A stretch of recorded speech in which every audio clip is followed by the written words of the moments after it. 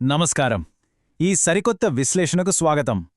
ఇంటర్నెట్లో punch dialogues ఉన్న memes చూసి పగలబడి నవ్వుకునే స్థాయి ఉండి, నేరుగా ఒక మైక్ పట్టుకుని స్టేజ్ మీద చేసే లైవ్ స్టాండప్ కామెడీని ఎంజాయ్ చేసే స్థాయికి మన తెలుగు హాస్యం ఎలా మారిందో తెలుసా? ఈరోజు మనం సరిగ్గా ఇదే విషయాన్ని డీకోడ్ చేయబోతున్నాం. అసలు ఈ జర్నీ చాలా క్రేజీగా ఉంటుంది. సో ఏమాత్రం లేట్ చేయకుండా ఈ టాపిక్లోకి దూకేద్దాం. ముందుగా మనందరికీ బాగా కనెక్ట్ అయ్యే ఒక ఫేమస్ మీమ్ని గుర్తు చేసుకుందాం. ఒక తండ్రి చాలా ఆశగా కొడుకు దగ్గరికొచ్చి, రాబాబూ, చదువు ఎలా జరుగుతోంది అని అడుగుతాడు.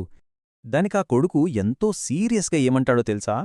నాన్న, టీచర్ చెప్పారు, జీవితంలో గొప్పవాడవ్వాలంటే నిద్రపోకూడదు అని అంటాడు.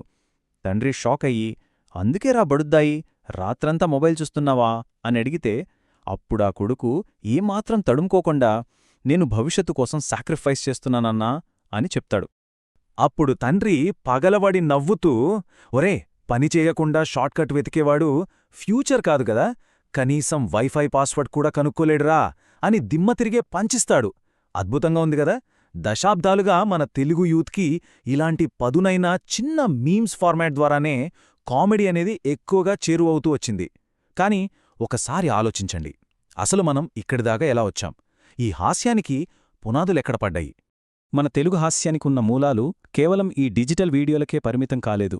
ఇవి చాలా పురాతనమైనవి. ఒక్కసారి ఈ టైంలైన్ చూస్తే మనకే అర్థమవుతుంది. 1892 నాటి నాటకాల నుండి మొదలుపెడితే 2020లలో వచ్చిన ఈ లైవ్ స్టాండప్ బూమ్ వరకు మన హాస్యం ఎలా రూపాంతరం చెందుతూ వచ్చిందో ఇట్టే తెలుసుకోవచ్చు. ఇక్కడ మనం ఒక ఆసక్తికరమైన విషయం గమనించాలి. 1892లో గురజాడ అప్పారావు గారు రాసిన కన్యాశుల్కం నాటకం అప్పట్లోనే వాడుక భాషను ఉపయోగించి సమాజంలోని దురాచారాలను ప్రశ్నించింది. ఆ తర్వాత 1920లో చిలకమర్తి వారి గణపతి నవల మోడర్న్ కామెడీకి ప్రాణం పోసింది. ఇక 1980ల నాటికైతే హాస్యబ్రహ్మ జంధ్యాల గారు సినిమాల్లో క్లీన్ కామెడీని తీసుకొచ్చారు. ఆ తర్వాత 2000వ దశకంలో ఈవీవి సత్యనారాయణ గారు అమ్మో 1వ తారీఖు ద్వారా మిడిల్ క్లాస్ కష్టాలను బ్లాక్ కామెడీగా ఎలా మార్చారో మనందరికీ తెలిసిందే. అంటే నేటి స్టాండప్ కమెడియన్స్ లాగానే అప్పటి లెజెండ్స్ కూడా తమ హాస్యం ద్వారా సమాజపు నిజాలను మన కళ్ళకు కట్టారన్నమాట. ఇప్పుడు మనం ఆధునిక మార్పుల గురించి, అంటే the modern shift and lived realities గురించి మాట్లాడుకుందాం. ఇక్కడ నుండే మన కథ గ్లోబల్ స్టాండప్ కామెడీ వైపు మలుపు తిరుగుతుంది. ఇప్పుడున్న కామెడీ కేవలం నవ్వించి ఊరుకునేలా లేదు. మన వ్యక్తిగత జీవిత అనుభవాలను, వాస్తవాలను చాలా సున్నితంగా లోతుగా టచ్ చేస్తుంది. ఈ మోడర్న్ స్టాండప్ వెనుక ఒక బలమైన ఫిలాసఫీ ఉంది. అదేంటంటే సార్వభౌమాధికారమున్న మనసు. ఏంటి పేరు చాలా పెద్దగా ఉంది అనుకుంటున్నారా? సింపుల్ అండి. బాహ్య ప్రపంచం ఎక్కడ మొదలవుతుందో, మన సొంత వ్యక్తిత్వం ఎక్కడ స్థిరపడుతుందో ఖచ్చితంగా తెలుసుకోవడమే ఇది. అందుకే ప్రముఖ కమీడియన్ డేవ్ చెపెల్ ఏకంగా $50 మిలియన్ ఆఫర్ని కూడా వదులుకున్నాడు. ఎందుకంటే ఒక కళాకారుడు నిజాయితీగా, భయం లేకుండా తన సొంత గొంతును వినిపించినప్పుడే అసలైన అద్భుతమైన కామెడీ పుడుతుంది. అయితే మరి నేటి కమేడియన్స్ వేటి గురించి మాట్లాడుతున్నారు? వాళ్ళ టార్గెట్స్ ఏంటి? డిజిటల్ యుగంలో మనందరం ఫేస్ చేస్తున్న ఒంటరితనం, అల్గోరిథమ్స్ మనల్ని ఎలా ఆడిస్తున్నాయి, డేటింగ్ యాప్స్ వల్ల వస్తున్న గందరగోళం, థెరపీలు, ఇలా ఒకటేమిటి?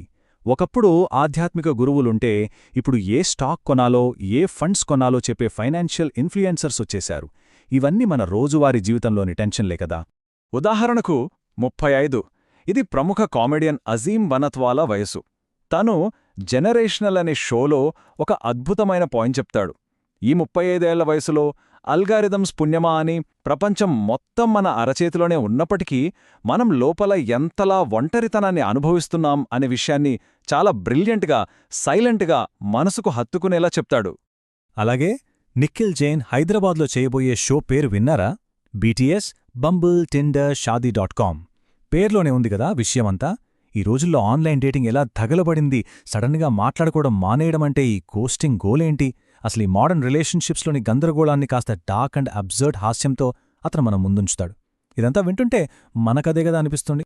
ఇక్కడ ఇంకో పవర్ఫుల్ విషయం ఏంటంటే పాత మూస పద్ధతులను బద్దలు కొట్టడం. పాలలో కాల్షియం ఉంటుందని అందరికీ తెలుసు. అందులో నేను కొత్తగా చెప్పేదేముంది అంటాడు మహమ్మద్ హుస్సేన్. ఇతను తన షాదీ షుడాయ్ అనే షోలో ముస్లింల మీదున్న రొటీన్ స్టీరియోటైప్స్ని పక్కన పెట్టేసి అరేంజ్డ్ మ్యారేజ్, నమ్మకాల గురించి ఏమాత్రం భయం లేకుండా చాలా ఓపెన్గా మాట్లాడాడు. అంటే ప్రేక్షకులు ఊహించేదే కాకుండా ఒక సరికొత్త దృక్కోణాన్ని పరిచయం చేయడమే వీళ్ల అసలైన టార్గెట్. ఇకపోతే సెక్షన్ 3 కమింగ్ హోమ్ అనగా ది తెలుగు స్టాండప్ బూమ్. మన మాతృభాషలో హాస్యం ఎలా ఎదిగింది అన్నది ఇప్పుడు మనం చూద్దాం. మన విశ్లేషణలో ఇది చాలా ఎగ్జైటింగ్ పార్ట్ అని చెప్పాలి. గ్లోబల్గా ఉన్న ఈ లైవ్ స్టాండప్ ఫార్మాట్ మన తెలుగులోకి వచ్చేసరికి ఎలాంటి సెన్సేషన్ క్రియేట్ చేసిందో తెలుసుకుందాం. అవునండి, మన తెలుగు స్టాండప్ కామెడీ మొదలయి అప్పుడే 10 వసంతాలు పూర్తయింది. ఒకప్పుడు వీకెండ్స్లో ఏదో టైంపాస్ కోసం చూసే ఈ షోలు ఈ 10 ఏళ్లలో ఒక బ్రాండ్గా, ఒక బలమైన కల్చరల్ మూమెంట్గా మారిపోయాయంటే మామూలు విషయం కాదు. ఈ జర్నీలో వచ్చిన ఒక మ్యాసివ్ షిఫ్ట్ ఏంటో తెలుసా? ఇంగ్లీష్లో రాసుకున్న జోకులను తెలుగులోకి మెకానికల్గా ట్రాన్స్లేట్ చేయడం మానేసి నేరుగా మాతృభాషలోని సహజంగా జోకులు పేల్చడం. స్రవంతి బస, హుడీ లాంటి కమెడియన్స్ పంచుకున్న అనుభవం ఇదే.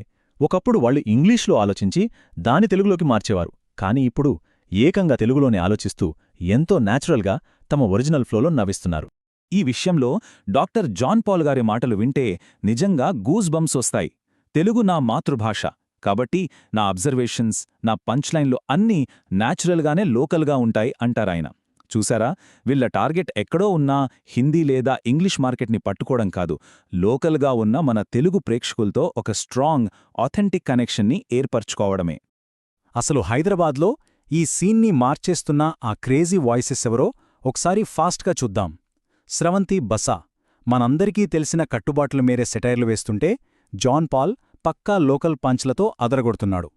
ఇక హూడీ ఏమో మన సౌత్ ఇండియన్ పేరెంటింగ్ స్టైల్ గురించి కడుపుబ్బ నమిస్తే, వెంకట్ బ్లేజ్ ఇప్పటివరకు ఎవ్వరూ టచ్ చెయ్యని తెలంగాణ రీజనల్ ఐడెంటిటీని స్టేజ్ మీదకు తెస్తున్నాడు.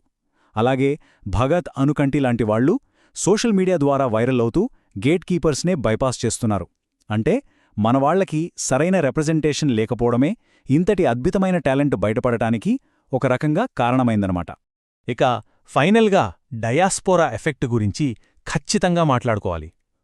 బెంగళూరు, పూణే, ఢిల్లీ లాంటి సిటీల్లో మన తెలుగు స్టాండప్ షోలు ఎందుకు హౌస్ఫుల్ అవుతున్నాయో తెలుసా? ఎందుకంటే ఊరికి దూరంగా ఉన్న మన వాళ్లకి ఈ షోలు ఒక హోమ్ లాంటి ఫీలింగ్నిస్తున్నాయి. లైవ్గా మన భాషలో, మన కల్చర్లోని జోకులు వింటూ నవ్వుకోవడం అనేది సినిమాలు, మీమ్స్ ఎంత గొప్పవైనా సరే అవి ఇవ్వలేని ఒక కమ్మటి సొంత ఫీలింగ్ని క్రియేట్ చేస్తుంది. సరే, ఇదంతా బానే ఉంది. ఇంతకీ మన మదిలో మెదిలే ఆ చివరి ప్రశ్న ఏంటంటే, తెలుగు స్టాండప్ అఫీషియల్గా మెయిన్ స్ట్రీమ్ అయిపోయిందా అంటే నిజం చెప్పాలంటే పూర్తిగా కాదు అనే చెప్పాలి. ఎందుకంటే మన దగ్గర ఇంకా సినిమాలు, మీమ్ కల్చర్దే పైచేయి. కానీ ఈ లైవ్ ఫార్మాట్ ఎవరికీ అందనంత వేగంగా తనకంటూ ఒక సాలిడ్ ట్రాక్ని సెట్ చేసుకుంటోంది. ఎవరు చెప్పగలరు, రేపొద్దున తెలుగు కామెడీలో ఒక అతిపెద్ద సూపర్ స్టార్ ఈ స్టాండప్ స్టేజ్ నుండే వస్తారేమో కదా? మీమ్స్ని చూసి నవ్వుకునే స్థాయి నుండి లైవ్ మైక్ పట్టుకుని ఊర్రు తాలుగించేదాకా మన హాస్యం చేసిన ఈ ప్రయాణం నిజంగా అద్భుతం. ఈ క్రమంలో తదుపరి సెన్సేషన్ ఏమై ఉంటుందో అనే ఒక క్యూరియాసిటీతో ఈ విశ్లేషణను ముగిద్దాం. మళ్ళీ మరొక ఇంట్రెస్టింగ్ టాపిక్తో కలుద్దాం.